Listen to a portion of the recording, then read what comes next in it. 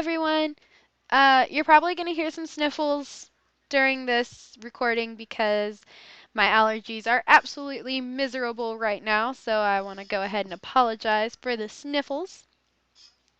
I know it's been a while since I've posted a video. I've just been very busy doing crazy life 21-year-old stuff.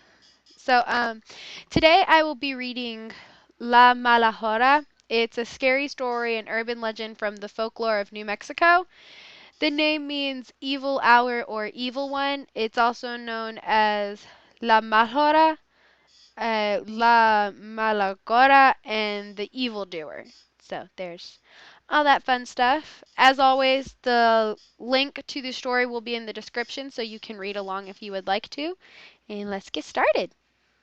La Malhora is said to be a wicked spirit or evil demon that wanders the lonely country roads after midnight and terrorizes those who travel alone.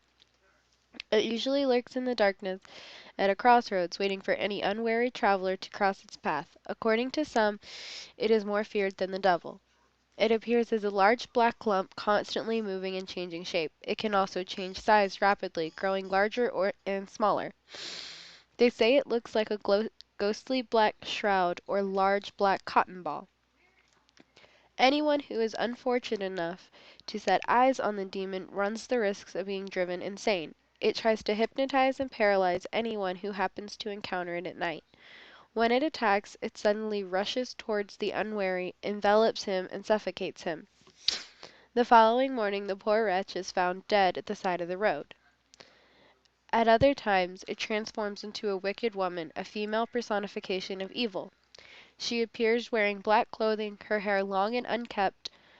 She is like a spirit or wind floating along without touching the ground with her feet. People in New Mexico say that she seldom appears in human form, but when she does, it is considered an omen of death. If you encounter her at the crossroads, it usually means that you or somebody you know is going to die. When pressed for more detailed information about this demon, the people of New Mexico will refuse to talk about it and just reply, "Es casa mala." It is an evil thing. In one story, there was a woman whose husband was away on business. One night, she decides to go stay with her friend in Santa Fe. It was just after midnight when she left her house and drove down a lonely, deserted highway. After a while, she approached a small crossroads when suddenly a dark shape appeared in front of her car. The woman screamed in fright and slammed on the brakes, screeching to a halt. When she looks up again, the dark shape has disappeared. For a second, the woman breathed a sigh of relief. Then she turned to her right and saw something that almost gave her a heart attack. Right beside her window, looking at her, was a hideous old lady.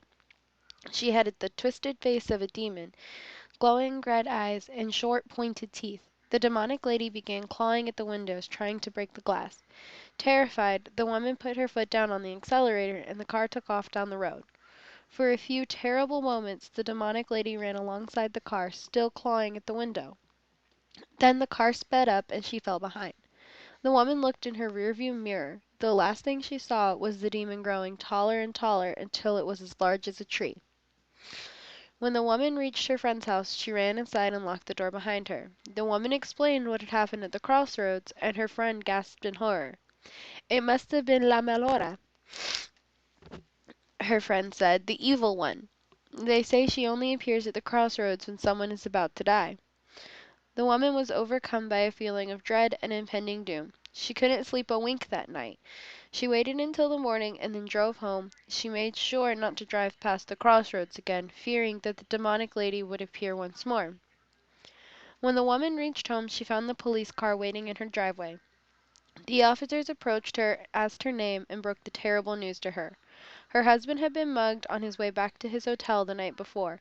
He had been shot in the head and was killed instantly. It all happened just after midnight.